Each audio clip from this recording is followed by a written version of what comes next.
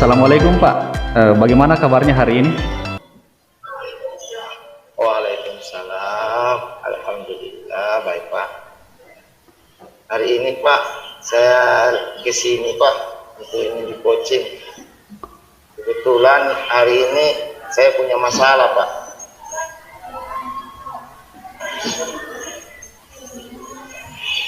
Oh begitu Pak. Tapi Pak Supardi hari ini luar biasa ya. Sudah bisa tersenyum di depan kamera itu sudah sangat luar biasa. Walaupun mungkin dari rumah tadi ke sekolah tadi ini mungkin ada sedikit masalah Pak ya. Jadi saya lihat Bapak hari ini sangat serius. Kira-kira Pak, apa yang akan kita bicarakan di hari ini Pak? Ini Pak, saya ingin cari solusi dari permasalahan di sekolah Pak. Kebetulan Pak, itu ada 7 orang anak yang belum bisa membaca. Jadi saya bingung Pak, kira-kira apa yang harus saya lakukan untuk membimbing Pak, mengajar anak ini Pak. Padahal dia tak membaca. Menarik sekali. Salah Pak. Menarik sekali Pak ya. Jadi berdasarkan cerita Bapak tadi bahwa Bapak punya masalah dengan muridnya ya. Ya. Berdasarkan dari masalah tadi Pak, kira-kira tujuan kita hari ini kira-kira seperti apa menurut Bapak ini? Menurut saya Pak, hari ini saya ingin agar mendapatkan solusi dari 7 orang murid saya ini Pak, dia dapat bisa membaca dengan lancar. Saya ingin agar mereka bisa seperti murid-murid yang lain Pak, bisa mengikuti pelajaran dengan antusias. Iya. Berarti targetnya seperti itu Pak ya? Ya. Oh iya Pak. Kira-kira Pak, ini kan kita sudah punya tujuan hari ini. Kira-kira dari tujuan tadi itu kira-kira ukuran keberhasilannya Pak seperti apa itu Pak? Jadi anggaplah Bapak sudah berhasil, nanti kira-kira yang nampak itu seperti apa? Iya, kira-kira begini Pak, kalau dari 7 orang itu kemungkinan misalnya 5 orang yang bisa membaca dengan lancar. Jadi sisanya yang 2 itu saya akan sering-sering membimbing dengan menambahkan durasi waktu yang lama Pak. Minimal ya, yang 2 orang tadi sudah bisa mengeja atau membaca kata per kata supaya menyusun menjadi sebuah kalimat Pak. Oh iya. Kalau boleh tahu Pak, di sekolah Pak kebetulan kita sebagai guru yang mengajar mata pelajaran apa Pak? Iya, saya kebetulan di sekolah mengajar guru bahasa Indonesia Pak. Dan saya telah membimbing murid-murid saya Pak membaca setiap hari Jumat. Awalnya sih mereka antusias, tetapi mereka sekarang agak malu Pak belajar membaca karena dilihat oleh teman-temannya. Iya sangat nyambung Pak ya. Tidak tahu membaca yang mencari solusi guru bahasa Indonesia. Ya sangat nyambung Pak ya. Kira-kira kalau usaha Bapak dalam membimbing murid-murid Bapak, ini kan Bapak sudah tentu ada usaha ya, selaku guru bahasa Indonesia. Kira-kira kalau dari skala 1 sampai 10, usaha yang telah Bapak lakukan kira-kira ada di nomor berapa Pak? Ya, kalau 1 sampai 10 ya mungkin masih ada di bawah tengah-tengah Pak. Iya. Sekitar 3 atau 4. 3 atau 4 ya berarti. Iya. Tapi kan saya ingin meningkatkan Pak, minimal lah, tak usah angka 10 Pak, tak usah angka 10, minimal lah di bawah 10, apakah di 8 atau 9. Oh iya, luar biasa Pak itu, artinya itu cita-cita ya, harapan Pak ya. Iya, punya harapan Pak. Kalau dari sekolah sendiri Pak, dukungan yang diberikan selama ini sejauh mana itu Pak, dukungan kita punya sekolah, dalam hal ini kepala sekolah atau mungkin warga sekolah Pak? Kebetulan itu Pak, karena saya pernah menghadap ke kepala sekolah, saya laporkan masalah ini, ya suruh saya Pak membimbing mereka secara khusus. dan dan setelah Bapak juga kepala sekolah juga sudah memberi saya ruang untuk membimbing mereka Pak, yaitu di perpustakaan sekolah atau di ruangan BP Pak, supaya bisa terjaga katanya Pak. Oh iya iya. Gitu Pak. Berarti sudah dapat dukungan Pak ya. Kira-kira Iya, sudah dapat dukungan dari. ini kan sudah ada dukungan Pak. Oh iya. Selama ini kan masih ada 7 orang. Tentu dari 7 orang ini kan pasti ada penghambatnya Pak. Kira-kira sumber atau hambatannya itu yang Bapak alami itu kira-kira seperti apa sehingga 7 orang tadi belum bisa membaca? Iya, hambatan yang pertama Pak yang saya alami, karena selama ini saya hanya melakukannya 1 kali seminggu Pak. Saya hanya lakukan di hari Jumat yang pertama. Yang kedua, hambatan saya kemarin kan saya adakan kunjungan Pak, karena saya ingin cari tahu kenapa sih anak-anak ini tidak tahu membaca, dan akhirnya saya sama guru BP melakukan kunjungan ke rumah anak ini yang tidak tahu membaca ini Pak. Saya ingin cari info dari sana. Ternyata dari sana, setelah saya dari sana Pak, ternyata orang tuanya juga tidak tahu membaca Pak. Jadi teman saya bertanya, mana mungkin bisa anaknya bisa membaca, orang tuanya juga tidak bisa membaca. Jadi siapa yang mau ajar Pak? Iya iya. Itu Pak hambatannya Pak. Otomatis anak ini sulit untuk belajar Pak, karena tidak ada tempat untuk belajar kalau di rumah Pak. Begitu. Iya. Berarti setelah kunjungan rumah Pak ditemukan lagi sebenarnya faktor penghambat lain Pak ya. Jadi ada hambatan memang selain di sekolah, ada juga ternyata dari rumah. Kira-kira Pak dari hambatan-hambatan tersebut, kira-kira usaha yang mungkin Bapak lakukan ya, agar murid Bapak itu bisa membaca dengan lancar, kira-kira apa yang harus Bapak lakukan ya? Berdasarkan tadi sudah ada dukungan dari sekolah ya.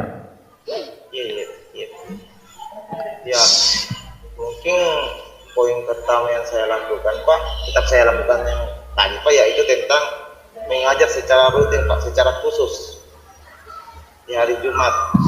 Karena khusus di hari Jumat itu memang kalau di sekolah kami itu tidak ada pembelajaran Pak, pengembangan bakat saja yang ada ya, mungkin di situ saya ambil di situ Pak.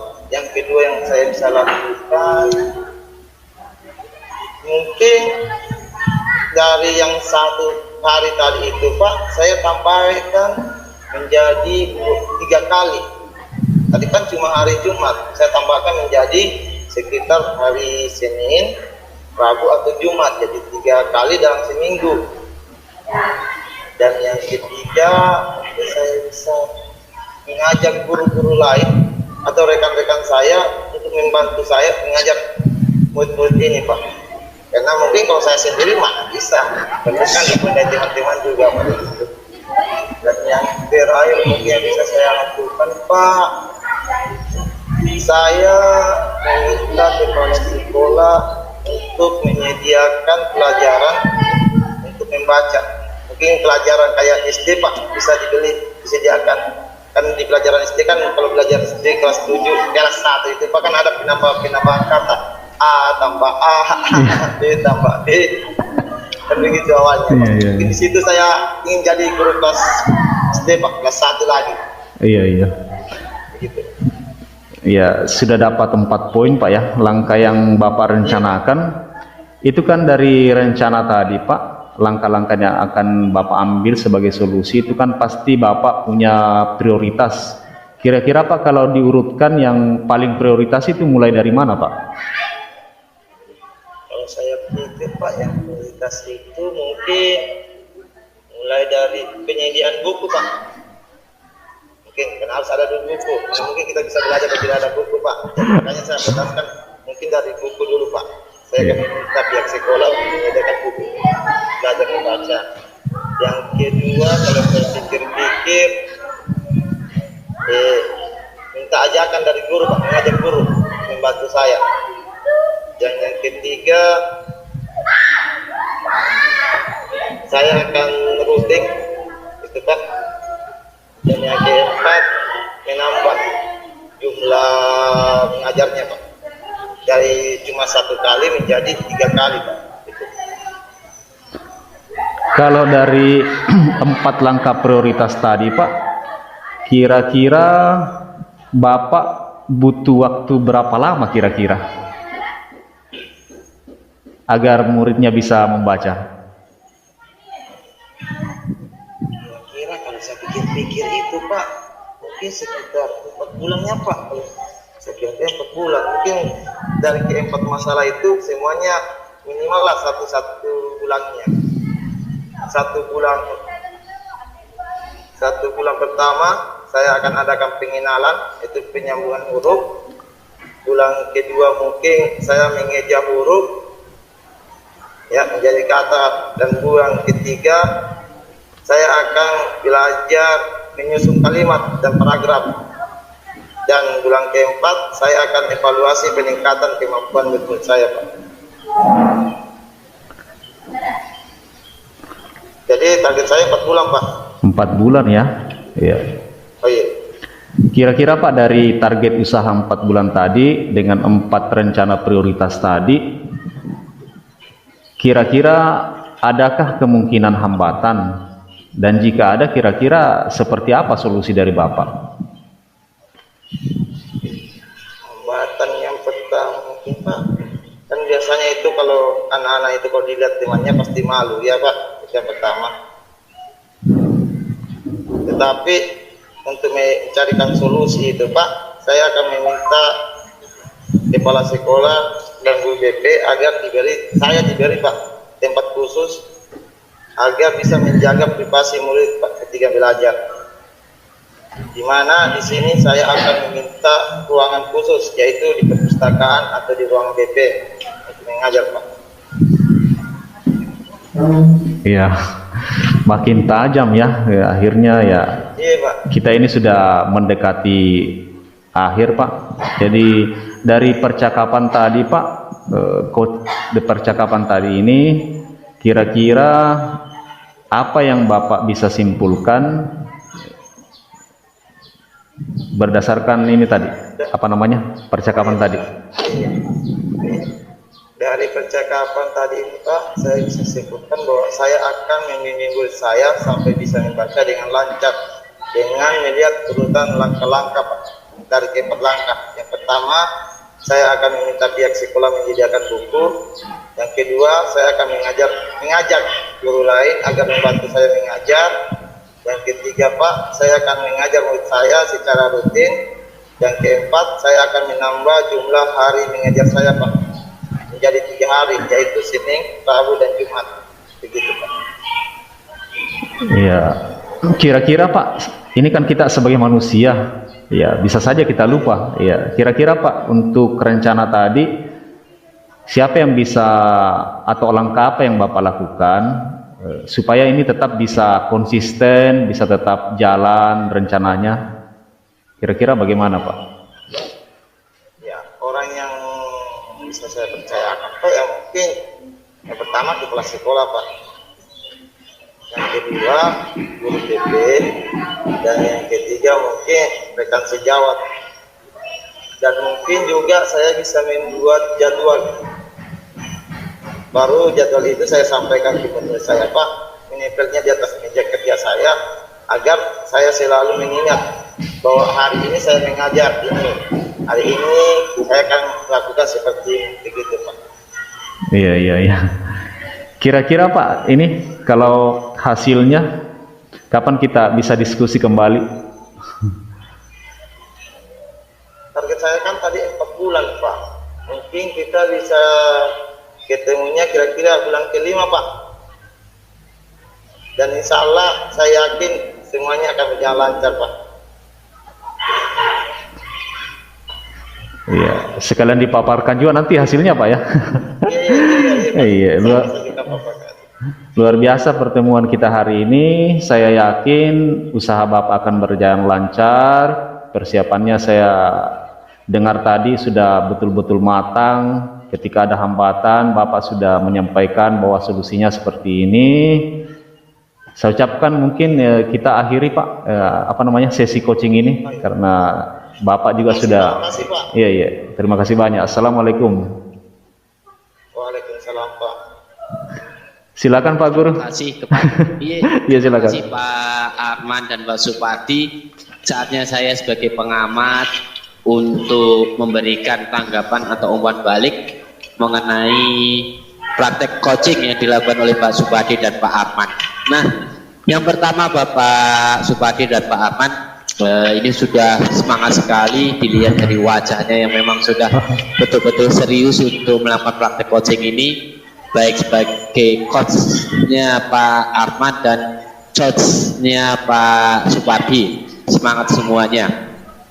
Yang kedua, saya melihat di sini bahwa coaching Pak Arman sebagai coach sudah menggunakan paradigma berpikir coaching, di mana sudah memberdayakan potensi untuk hadir seutuhnya dalam sesi percakapan ini.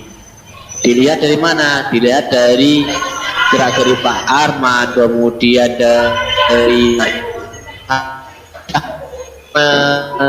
bahwa Pak Arman itu sepenuhnya hadir untuk Pak sebagai coachnya. Yang kedua, Pak Arman sebagai coach menggunakan pertanyaan berbobot, misalnya sudah apa, terus bagaimana, dan seberapa besar, contohnya di seberapa besar ini apa tadi, kira-kira skalanya berapa, itu sudah diungkapkan oleh Pak Arman semuanya. Nah, selanjutnya yang tak penting Pak Arman ini juga. Bagaimana tadi? Suaranya Pak Guru gangguan ya? Gangguan Pak. Iya, gangguan Pak. Bisa kita ulang, matikan kamera saja karena kresek suaranya. Putus. Oh ya sudah. Sekarang ulang Pak. Iya. Sudah bagus? Iya, bagus ya. Oke. Matikan. Ya. Yang pertama, kita mengulangi ya Pak. Iya, iya, iya. Yang pertama, ini Pak semangatnya luar biasa antara Pak Supardi dan Pak Arman, sangat luar biasa dalam melakukan praktek coaching kali ini. Yang kedua, Pak Arman sebagai coach sudah melaksanakan coaching dengan luar biasa, di mana Pak Arman sudah menggunakan paradigma berpikir coaching, yaitu selalu fokus pada coach. Jadi selalu fokus pada coach dan semangat memberdayakan potensi yang ada dari Pak Supardi. Ini yang jelas adalah salah satu dari kelebihan dari Pak Arman. Kemudian kelebihan dari Pak Arman lagi yaitu adalah hadir seutuhnya di dalam percakapan kali ini, di mana saya melihat bahwa dalam percakapan ini Pak Arman dari segi postur, dari segi intonasinya sudah menandakan bahwa ini sudah masuk ke dalam seutuhnya untuk mengikuti sesi percakapan ini, coaching kali ini. Yang selanjutnya, Pak Arman sebagai coaching juga sudah memberikan pertanyaan yang berbobot, misalnya bisa menggunakan kata apa, bagaimana, kemudian seberapa. Ini sudah dilakukan oleh Pak Arman. Semua sudah dalam satu rangkaian yang jelas. Dan yang tak kalah penting lagi, Pak Arman juga sudah sabar di dalam mengkonteks Supardi. Nah, buktinya apa?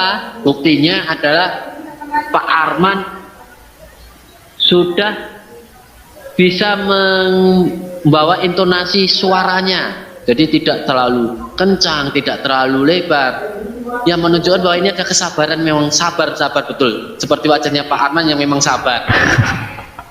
Kemudian bersikap terbuka dan ingin tahu, ini sudah dilakukan oleh Pak Arman juga.